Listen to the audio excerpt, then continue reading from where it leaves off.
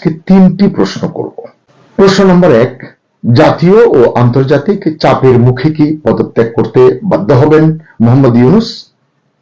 2, আসন্ন নির্বাচন কি কেয়ারটেকারের অধীনে অনুষ্ঠিত হবে? 3, সেই নির্বাচনে কি অংশ নেবে কার্যক্রম নিষিদ্ধ বাংলাদেশ আওয়ামী লীগ? সুপ্রিয় দর্শক শ্রোতা, প্রশ্নগুলো আমার নয়, প্রশ্নগুলো আসলে এসেছে আওয়ামী লীগ সরকারের পররাষ্ট্রমন্ত্রী ছিলেন সাবেক পররাষ্ট্রমন্ত্রী প্রফেসর AK আব্দুল মোমেন। তিনি দ্য ডেইলি রিপাবলিকে একটি সাক্ষাৎকার দিয়েছেন এবং তাদের কাগজে তার একটি নিবন্ধ ছাপা হয়েছে। এই দুটো পড়ে আমার এই প্রশ্নগুলো আমি খুঁজে পেয়েছি, এগুলো আপনাদের সঙ্গে শেয়ার করব এবং সাক্ষাৎকারে তিনি কি কি বলেছেন তার মূল বিষয়গুলো আলোচনা করব। যে প্রশ্নগুলো আমি তুললাম এই প্রশ্নগুলোর উত্তর হিসেবে এক ধরনের রূপরেখাও কিন্তু তিনি তার সাক্ষাৎকারে তিনি তুলে ধরেছেন। বিভিন্ন প্রশ্ন তাকে করা হয়েছে, তার জবাবে তিনি এগুলো দিয়েছেন। তিনি বলেছেন, অভ্যন্তরীণ বিশৃঙ্খলা এবং আন্তর্জাতিক চাপের মধ্যে অন্তর্বর্তীকালীন সরকারের প্রধান মোহাম্মদ ইউনূসকে পদত্যাগে বাধ্য করা হবে। ওই যে বললাম যে পদত্যাগ করবেন কিনা এর রূপরেখাটি তিনি দিচ্ছেন এবং এই যে পদত্যাগে বাধ্য করা হবে এতে কি হবে, যা নিষিদ্ধ আওয়ামী লীগের পূর্ণ অংশগ্রহণে অবাধ ও সুষ্ঠু নির্বাচন তত্ত্বাবধানের জন্য একটি নিরপেক্ষ তত্ত্বাবধায়ক সরকারের পথ প্রশস্ত করবে। অর্থাৎ তিনি চান যে প্রফেসর ইউনূস পদত্যাগ করুন, কেয়ারটেকার সরকার আসুক, সেই সরকারের আমলে অধীনে বাংলাদেশ আওয়ামী লীগ নির্বাচন করবে পরিপূর্ণভাবে। এটি তার চাওয়া প্রত্যাশা, তার জায়গা থেকে তিনি এটি করতেই পারেন। আমরা দেখব যে তিনি আর কি কি বলেছেন। তিনি বলেছেন যে বর্তমান বাংলাদেশে দেশের বৃহত্তম রাজনৈতিক দল আওয়ামী লীগের সাথে যুক্ত ব্যক্তিদের বা হিন্দু সম্প্রদায়ের সদস্যদের যথাযথ প্রক্রিয়া ছাড়াই হুমকি দেওয়া হচ্ছে, আটক করা হচ্ছে, হত্যা করা হচ্ছে। এই অভিযোগ বিভিন্ন জায়গা থেকে উঠছে। এটি প্রফেসর মোমেনও এটি করলেন। অথচ ইউনূস সরকার চরমপন্থীদের বাজ বিচার ছাড়াই মুক্তি দিয়েছে, ফলে দেশ জুড়ে সন্ত্রাস ও কতিপয় জনতার সহিংসতার রাজত্ব, আমার কাছে টার্মটি ভালো লেগেছে, কতিপয় জনতার সহিংসতার রাজত্ব, নিশ্চয় বুঝতে পেরেছেন তিনি মবকে বুঝিয়েছেন, মব সন্ত্রাস, এটি বেড়েছে বলে AK আব্দুল মোমেন দাবি করেছেন বা বলেছেন। জিহাদি চরমপন্থার উত্থান এবং মানবাধিকারের চরম লঙ্ঘন লালন করার জন্য অন্তর্বর্তী সরকারকে স্পষ্টত অভিযুক্ত করেছেন মোমেন। তিনি বলেন, আওয়ামী লীগ সমর্থকদের নিশ্চিহ্ন করার পথ বেছে নিয়েছে অন্তর্বর্তী সরকার, মানে প্রতিহিংসার রাজনীতি মোহাম্মদ ইউনূস করছেন, এটি তিনি বলেছেন। জনাব মোমেন দাবি করেন, যেখানে হাজার হাজার পুলিশ কর্মকর্তা নিহত হয়েছেন, 460টি পুলিশ স্টেশন মানে থানা ধ্বংস করা হয়েছে, আপনারা জানেন কখন হয়েছে এটি, এবং আক্রমণকারীদের শাস্তির বদলে ক্ষতিপূরণ দেওয়া হয়েছে, আবার দায় মুক্তি দেওয়া হয়েছে, এই সরকার দিয়েছে। এসব কারণে আইন প্রয়োগকারী সংস্থার সদস্যরা তাদের মনোবল হারিয়েছেন। এই যে আমরা শুনি যে পুলিশ ঠিকমতো কাজ করছে না, পারছে না, ট্রমাটাইজড হয়ে গেছে, আসলে এর যে সূত্রপাত এটি কিন্তু গত বছরের আগস্টেই সম্পন্ন করেছি কিন্তু আমরা। AK আব্দুল মোমেন বলেন, একজন তরুণ মৌলবাদী প্রকাশ্যে একজন পুলিশ অফিসারকে হত্যা এবং একটি থানা পুড়িয়ে দেওয়ার স্বীকারোক্তি দিয়েছে, তা সত্ত্বেও তাকে ছেড়ে দেওয়া হয়েছে। এ ধরনের সিদ্ধান্ত চরমপন্থীদের উৎসাহিত করে এবং আইনের শাসনকে আরো দুর্বল করে তোলে। আসলে এই ধরনের আলোচনা আমরা করি, অনেকেই করেন, এবং সরকার যে এগুলো করছেন তারাও কিন্তু এগুলো বোঝেন, মানে সরকারের কর্তা ব্যক্তিরা তারাও কিন্তু বোঝেন, কিন্তু তারা তাদের এজেন্ডার বাইরে যাচ্ছেন না, যাবেন না, এটি হচ্ছে তাদের ধনুক ভাঙাপন। এখন সেটি নিয়ে সাধারণ নাগরিক হিসেবে আমরা কি করতে পারি? প্রতিবাদ করা ছাড়া, এটি নিয়ে আওয়াজ তোলা ছাড়া তো আর কিছু করবার নেই। অধ্যাপক মোমেন বলেন, 2024 সালের আগস্ট থেকে বিচার বহির্ভূত হত্যাকাণ্ড 400% বৃদ্ধি পেয়েছে এবং প্রায় 6700 জনকে জনতার হাতে পিটিয়ে হত্যা করা হয়েছে। গণমাধ্যমের উপর সাম্প্রতিক হামলার কথা উল্লেখ করে তিনি বলেন, যে জিহাদি গোষ্ঠীগুলো দুটি প্রধান সংবাদপত্র পুড়িয়ে দিয়েছে, আপনারা জানেন, অতি সাম্প্রতিক ঘটনা, প্রথম আলো এবং ডেইলি স্টার। এর কারণ হিসেবে তিনি বলছেন যে এই কাগজগুলো নাকি জরিপ প্রকাশ করেছিল এবং সেখানে দেখিয়েছিল তারা যে আওয়ামী লীগ যদি প্রতিদ্বন্দ্বিতা করে বা করার অনুমতি পায় তাহলে 69% ভোট আওয়ামী লীগ পেতে পারে। তিনি বলতে চাচ্ছেন যে ক্ষোভটা আসলে সেখান থেকেই এসেছে, হতে পারে। তিনি বলেন পাকিস্তান, আফগানিস্তান এবং মধ্যপ্রাচ্যের আন্তর্জাতিকভাবে পরিচিত মৌলবাদী নেতারা, মানে অনেক নেতা, তরুণ জিহাদিদের বাংলাদেশে প্রশিক্ষণ দিতে বাংলাদেশ সফর করেছেন। আপনারা তো জানেন, এটি নিয়ে আমরাও স্টোরি করেছি। কে কি কাজে এসেছে এটি যেহেতু সরকারের তরফ থেকে স্পষ্ট করা হচ্ছে না, অতএব অনেকে সন্দেহ করছেন, এই কথাগুলো বলছেন। আমার ধারণা জনাব মুমিনও সেই আলোকে কথাটি বলেছেন। তার উদ্বেগজনক দাবি রয়েছে একটি, তিনি দাবি করেছেন যে তরুণ মৌলবাদীরা এখন আগ্নেয়াস্ত্রে সজ্জিত হচ্ছে। মুমিনের মতে ইউনূসের নেতৃত্বে বাংলাদেশ দ্রুত চরমপন্থী জিহাদি ব্যর্থ রাষ্ট্রে পরিণত হচ্ছে। সন্ত্রাসীদের জন্য নিরাপদ আশ্রয়স্থল হয়ে উঠছে বাংলাদেশ। তিনি বলছেন যে এখন দেশের নদী, খাল এবং রাস্তার ধারের জলাশয়ে জাল দিলেই প্রায়শ নাকি মৃতদেহ পাওয়া যায়। সাক্ষাৎকারে তিনি অনেক কথাই বলেছেন, তার ভিতরে বলছেন যে আসন্ন ফেব্রুয়ারির নির্বাচনের সম্ভাবনা সম্পর্কে তিনি যা বলেছেন সেটি হচ্ছে যে আওয়ামী লীগ ছাড়া নির্বাচন আয়োজন হবে একটি প্রতারণাপূর্ণ নির্বাচন। এটি অনেকেই বলছেন, এটি আমরাও বলছি, কারণ একটি বৃহত্তর জনভিত্তি সম্পন্ন দলকে নির্বাচনে না রাখলে যে নির্বাচনটি হবে সেখানে আসলে প্রকৃত চিত্র, জনমতের ফলাফল আমরা কিন্তু পাবো না। এই কথাটি বলা নিশ্চয়ই অন্যায় নয়। তিনি বলেন বর্তমান প্রশাসনের কর্মক্ষমতা সম্পর্কে জনসাধারণের মোহভঙ্গ হয়েছে, এটি 100% ঠিক। মানে 2024-এর আগস্টে, সেপ্টেম্বরে যারা ভেবেছিল বাংলাদেশকে ডলার, রিয়াল এবং পাউন্ড স্টার্লিং দিয়ে ভাসিয়ে নিয়ে যাবে এই সরকার, তাদের মোহভঙ্গ ঘটেছে। উন্নয়নে মোহভঙ্গ ঘটেছে, বেকারত্বের ক্ষেত্রে মোহভঙ্গ ঘটেছে, অনেক ক্ষেত্রেই আসলে ঘটেছে। যাই হোক, তিনি বলছেন এইসব কারণেই আসলে দলের আওয়ামী লীগের সমর্থন ভিত্তি 65 থেকে 70% উন্নীত হয়েছে। তিনি সতর্ক করে বলেন ভোটারদের এত বড় অংশকে, আওয়ামী লীগ সমর্থিত ভোটারদের, সমর্থকদের এত বড় অংশকে বাদ দিলে তা নির্বাচনের বৈধতা এবং স্থিতিশীলতাকে ক্ষতিগ্রস্ত করবে। এটি অত্যন্ত ন্যায়সঙ্গত। এটিকে তিনি 1996 সালের ফেব্রুয়ারিতে একটা নির্বাচন হয়েছিল, আপনাদের মনে আছে, যার সম্ভবত 13 দিন বা 14 দিন পরে সেইটি সংসদ ভেঙে দিতে হয়েছিল। সম্ভবত এটি 1996 সালের 12 ফেব্রুয়ারি হয়েছিল।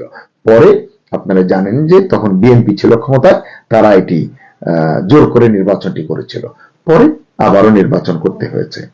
যাই হোক, আওয়ামী লীগ এবং জাতীয় পার্টি সহ 26 রাজনৈতিক দলের নির্বাচনের বাইরে রেখে যে নির্বাচন করতে চাইছে অন্তর্বর্তী সরকার, তিনি বারবার করে বলছেন যে এটি আসলে দেশের জন্য, দেশের মানুষের জন্য কেবল বিপদই বাড়াবে।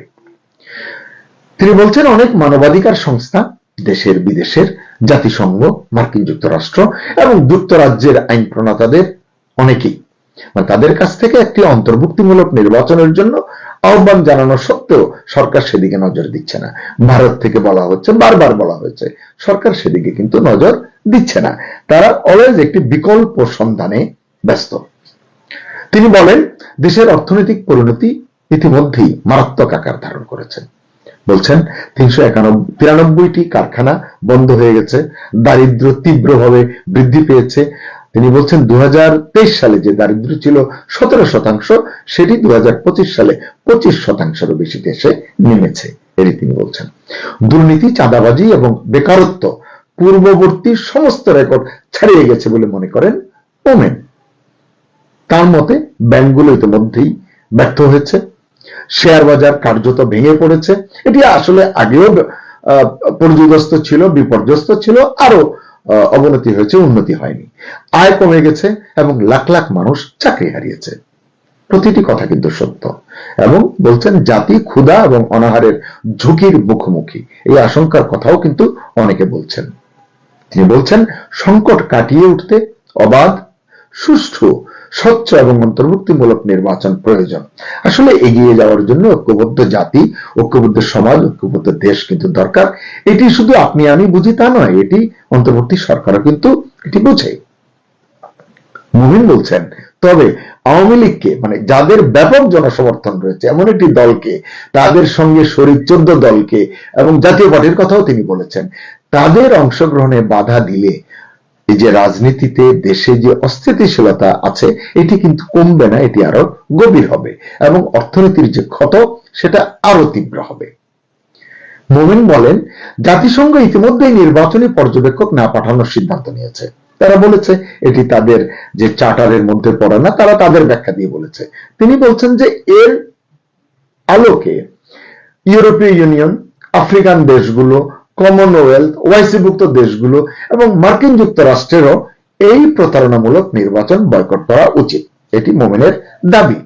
কারণ না হলে কি হবে, নয়তো অবাধ, সুষ্ঠু, স্বচ্ছ এবং সর্ব অন্তর্ভুক্তিমূলক নির্বাচন, মানে সকল দলের অংশগ্রহণ একটি নির্বাচন করার জন্য চাপ দেওয়ার আহ্বান জানিয়েছেন তিনি। হয় বয়কট করতে বলেছেন পর্যবেক্ষকদের, নয়তো সকলকে নিয়ে একটি নির্বাচনের জন্য চাপ প্রয়োগের জন্য তিনি আহ্বান জানিয়েছেন। এজন্য রাজনৈতিক দলগুলোর উপর থেকে নিষেধাজ্ঞা তুলে নিতে হবে, এটি সঙ্গত। রাজনৈতিক বন্দী এবং সাংবাদিকদের মুক্তি দেওয়ার কথা তিনি বলেছেন। বিচার বিভাগ ও গণমাধ্যমের স্বাধীনতা নিশ্চিত করার কথাও জনাব মোমেন বলেছেন।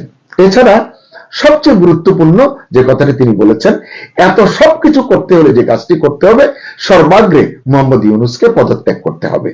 এটি আসলে তিনি বলেছেন, কিন্তু এটি হবার নয় বলেই অনেকে মনে করেন। এবং আর কি লাগবে, এবং তত্ত্বাবধায়ক সরকারের অধীনে অন্তর্ভুক্তিমূলক নির্বাচন আয়োজন করতে হবে। তিনি আরো বলেছেন তত্ত্বাবধায়ক কিভাবে হবে, কতদিনের ভিতরে নির্বাচন হবে, এটি আমি আর ওই আলোচনায় যাচ্ছি না। তিনি বলছেন বিশ্ব নেতাদের উদাসীন থাকা এখন, মানে বর্তমান প্রেক্ষাপটে মোটেই উচিত হচ্ছে না বলে তিনি মন্তব্য করেছেন।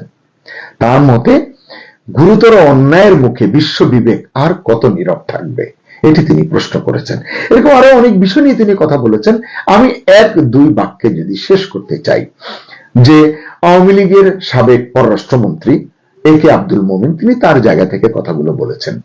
দর্শক, আপনাদের কাছ থেকে জানতে চাই, তিনি যতগুলো কথা বলেছেন তার কয়টি কথা সত্য, কয়টি কথা মিথ্যা? অন্তর্বর্তী সরকার কি কি সত্য এড়িয়ে চলেছে এবং কি কি মিথ্যাকে তারা আসলে জয় করে সত্যের কাছে পৌঁছতে পেরেছে? আপনারা আপনাদের মতো করে আপনাদের মতামত আমাকে লিখে জানাতে পারেন, তার ভিত্তিতে হয়তো আমি। চারিদিকে বইছে জান্নাতে যাওয়ার একেবারে সুন্দর সুন্দর রাস্তা। আমরা দেখছি যে জান্নাত যেন খুব সহজ একটি বিষয় হয়ে দাঁড়িয়েছে। হ্যাঁ, আমরা কথা বলছি যে চলমান যে ভোটে যেভাবে জান্নাতে যাওয়ার পথ এত সহজভাবে বলে দিচ্ছে জামায়াত ইসলামের প্রার্থীরা, তাতে এই বিষয়টি নিয়ে নানা প্রকার সমালোচনা এবং আলোচনা দুটোই হচ্ছে। মূলত যারা ইসলাম ধর্মানুরাগী তাদের কাছে জান্নাত কিংবা বেহেশত কোরআনের আলোকে কিভাবে যেত সেটি সুস্পষ্ট ব্যাখ্যা বা বর্ণনা দেওয়া আছে। কিন্তু জামায়াত ইসলামী যেভাবে এটিকে হালকা করে সাধারণের মাঝে উপস্থাপন করছে, সেখানে অনেকেই এই দলটির নীতি নৈতিকতা নিয়ে প্রশ্ন তুলছে। সর্বশেষ উদাহরণ জামাতের একজন প্রার্থী মিস্টার ফয়জুল, তিনি যেভাবে এটিকে বিড়ির সুখের টানের সাথে উল্লেখ করেছে, সেভাবে এটিতে নেটিজেনরা খুব বিরূপ দৃষ্টিতে দেখছে।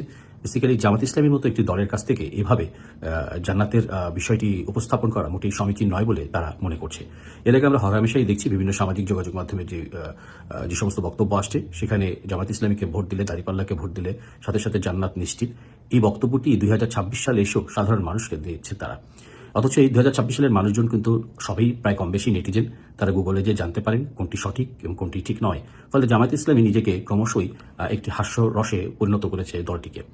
এই যখন অবস্থা, চারিদিকে যখন জান্নাতে যাবার একটি ছড়াছড়ি জামায়াত ইসলামের ভোটদানের মাধ্যমে, তখন আমরা দেখছি যে খুব সাহেব নবাবজাদা যারা প্রার্থী ছিলেন তারা এই ভোট ফান্ডিং রাইজিং এর নামে এক ধরনের চাঁদাবাজিতে লিপ্ত হয়েছেন। আমরা বেবি পার্টির ব্যারিস্টার এবি ফোহাদকে একটি বক্তব্য শুনেছিলাম যে রাজনীতি করতে আসছে কোন জায়গার ফকিন্নি বা আরো গরিব, এই ধরনের বক্তব্য তিনি তার বক্তব্যে দিয়েছিলেন, যে মুরদ নেই রাজনীতিতে আসে, ফকিন্নিরা কেন আসে, এই ধরনের কথাবার্তা বলছিলেন। কিন্তু খুব বিস্ময় লক্ষ্য করলাম তিনি আবার ফান্ড রেজিং এর মাধ্যমে তার নির্বাচনী তহবিল চাইলেন এবং 39 লক্ষ টাকার একটি হিসাব তিনি দিলেন দুদিনে। অবশ্য তার পরবর্তীতে কি আসছে আপডেট সেটা আমাদের জানা নেই। আমরা দেখেছি যে বিস্ময়কর একজন শিক্ষক আমাদের সবার কাছে আমরা জানি, হান্নান মাসুদ, যিনি অদৃশ্য শিক্ষকতা করেন, শিক্ষা ব্যবস্থাপনার সাথে আছেন। তিনিও তার আমরা দেখেছি যে নেটিজেনে তিনি একবার তার কাঁচা বাড়িঘর বা বাড়িঘর বলতে কিছু নেই বললেন, এবং তার কদিনের মাথায় জানা গেল তার কত একর জায়গার উপরে তাদের বাড়িটি সবচেয়ে গ্রামের আকৃষ্ট বাড়ি। এই যখন অবস্থা, তিনি চিকিৎসা কোন শিক্ষা ব্যবস্থার মাধ্যমে তিনি মাসে লক্ষ লক্ষ টাকা আয় করেন সেটি কারোরই জানা নেই। সেই হান্নান মাসুদ আমরা জানি যে অন্যতম এনসিপির যাকে নেটিজেনটা চাঁদাবাজ হিসেবে জানে, তার বিরুদ্ধে অনেক চাঁদাবাজির অভিযোগ সামাজিক যোগাযোগ মাধ্যমে এসেছে। তিনিও এই ভোটে ফান্ড রেজিং এর নামে অর্থ সহযোগিতা চাইছেন ভোটের আগে। এটা একটা ভালো ব্যবসা। কেন ব্যবসা? দেখুন, তাসনিম যারা এনসিপির নাম বলে 47 লাখ টাকা তুললেন 3 দিনে। কোন ব্যবসা 47 লাখ টাকা আসে বলুন তো? এটি কি কেউ দেখাতে পারবেন? 38 লক্ষ টাকা তুললেন এবি ফুয়াদ।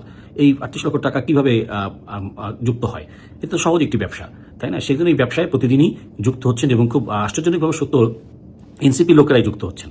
এখন সামাজিক যোগাযোগ মাধ্যমে দু ধরনের কথা আসছে। একটা হচ্ছে যে গত 17 মাসে যেই মানে অনবরত নিরবিচ্ছিন্ন এবং একচ্ছত্র যে চাঁদাবাজি, সেটিকে যে পরিমাণে তারা ফুলে ফেপে কলাগাছ হয়েছে, সেটিকে তারা আড়াল করতে ফান্ড রেজিং বলেছেন যে আমার তো টাকা নেই, এই জন্য আমি নির্বাচনে ফান্ড রেজিং করছি। এটি দিয়ে তারা শাক দিয়ে মাছ ঢাকার চেষ্টা করছেন। আসলে বিষয়টি ঠিক সেই জায়গাটিতে নেই। যাই হোক, আমরা খুব দিনের কিছু আলাপে যুক্ত হই। আমরা জানি যে ঢাকায় নতুন মার্কিন রাষ্ট্রদূত দায়িত্ব নিতে যাচ্ছেন। সবকিছু ঠিক থাকলে চলতি সপ্তাহতেই তিনি দায়িত্ব বুঝে নেবেন, এবং তারপর তিনি বিভিন্ন রাজনৈতিক দলের সাথে তার আলাপ করার কথা রয়েছে। আমরা জানি যে খলিলুর রহমান উপদেষ্টা, তিনি এখনো যুক্তরাষ্ট্র ভ্রমণ করছেন, এবং তিনি 12 তারিখে সবকিছু ঠিকঠাক আসবেন। তবে তার আগে তার দুবাই সফরটি বেশ গুরুত্বপূর্ণ। জামাতের আমির তিনি ওমরা করতে গিয়েছেন, সেই ওমরা শেষে তারও দেশে ফেরার কথা রয়েছে শনিবার নাগাদ, এমনটি অবশ্য এখন পর্যন্ত জানা খবর। 10 কিংবা 11 তারিখ মেবি। তো যাই হোক, নির্বাচনী বলা হচ্ছে যে সাজ রব উৎসবমুখর নির্বাচন হবে, কিন্তু অদ্ভুত ব্যাপার হচ্ছে যে এই যে প্রায় কোটি কোটি যেই এবার তো ডাবল ভোট, যেহেতু গণভোটও আছে, এত ভোটে যেই ব্যালট পেপার ছাপা হবে, সেখানে বিজিপ্রস সংলগ্ন সাধারণ যারা অধিবাসী তারা বলছেন এটা তো সার্বক্ষণিক বিধি থাকার কথা, তবে সন্ধ্যার পরে কেন এর কোনো লাইট জ্বলছে না? ফলে এটি নিয়ে স্থানীয় অধিবাসীরা বলছেন উৎসবমুখর ভোটের যে ব্যালট ছাপা হবে তার অন্যতম জায়গা বিজি প্রেস, সেটি কেন এই সময় 24 ঘন্টা যেখানে অনবরতভাবে ছাপার কথা, নাহলে এত ব্যালট কিভাবে ছাপবে, সেটি একটি বিষয়। তো সেটি নিয়ে তারা অবশ্য প্রশ্ন তুলেছেন। যাই হোক, সবকিছুর ঊর্ধ্বে সরকার বলেছেন সব প্রশ্নের ঊর্ধ্বে তারা এমন একটি আনন্দদায়ক এবং উৎসবমুখর পদ্ধতি চাচ্ছেন যেটি জাতি আজীবন মনে রাখবে। তো দেখা যাক জাতিকে মনে রাখার মতো কি ধরনের নির্বাচন উপহার দেন ডক্টর ইউনূস এবং তার পরিষদ।